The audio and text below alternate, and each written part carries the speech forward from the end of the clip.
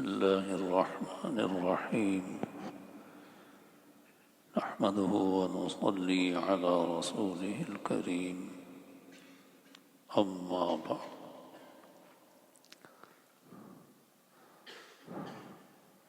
مسئلہ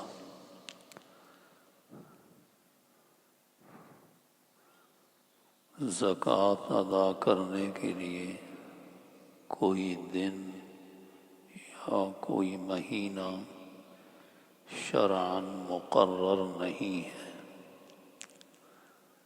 بلکہ جس تاریخ کو آدمی صاحب نصاب بنا ہے اسی تاریخ پر جب اسلامی سال پورا ہو گیا اور اس کے پاس وہ نصاب یا اس سے زائد مال موجود ہے تو اس دن اس پر اس مال کی زکوٰۃ ادا کرنا فرض ہو جائے گا۔ وہ تاریخ وہ مہینہ کوئی سا بھی ہو، اسی دن زکوٰۃ ادا کرنا فرض ہوگا۔ اگر عام طور پر لوگ زکوٰۃ رمضان میں ادا کرتے ہیں زیادہ ثواب حاصل کرنے کی لالچ میں،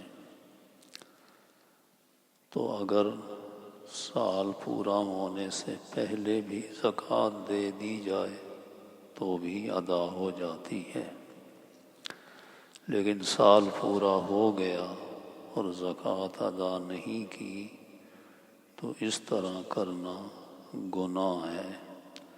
فرض کی ادائیگی کا وقت آ جائے پھر اس میں تاخیر نہیں کرنی چاہیے۔ اور زکوٰۃ شرعی طور پر 4 چیزوں پر واجب ہوتی ہے۔ نمبر 1 سونا، نمبر 2 چاندی، نمبر 3 نقدی روپیہ پیسہ، خواہ کسی بھی ملک کی کرنسی ہو یا پیسوں سے کوئی بھی بانڈ ٹکٹ وغیرہ خرید کر رکھے ہوئے ہوں۔ اسی طرح جو قرضہ امانت کسی کو دے رکھا ہے اور اس کے وصول ہونے کی امید ہے وہ بھی مال میں داخل ہے۔ اور چوتھی چیز مال تجارت۔ مال تجارت ہر وہ چیز ہے جس میں 3 شرطیں پائی جاتی ہوں۔ نمبر 1 وہ چیز خریدی ہو،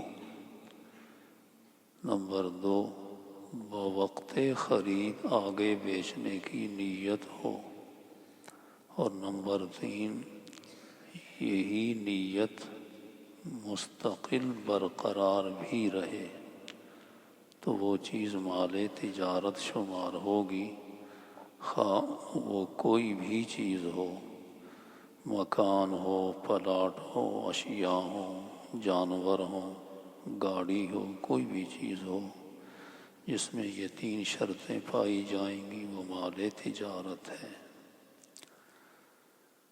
باقی مسائل پھر انشاءاللہ آئندہ ادا کریں گے۔ اللہ تعالی عمل کی توفیق عطا فرمائے۔